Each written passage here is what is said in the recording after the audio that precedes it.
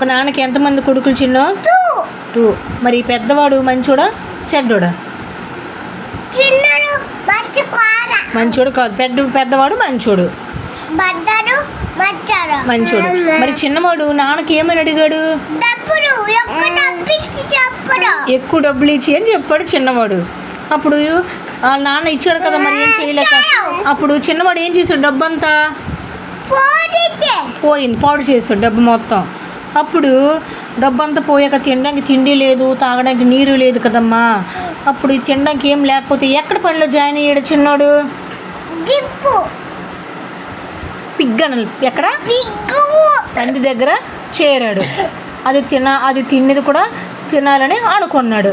తరువాత ఆ చిన్నవాడు మనసు మారింది కదా, అప్పుడు ఎక్కడికి వెళ్దాం అనుకున్నాడు మరి చెప్పు? చిన్నోడు మనసు మారాక ఎక్కడికి వెళ్దాం అనుకుంటాడు చిన్న? మరి నాన్న దగ్గరికి వెళ్ళాడా? నాన్నప్పుడు చిన్నోడికి ఏం చేశాడు?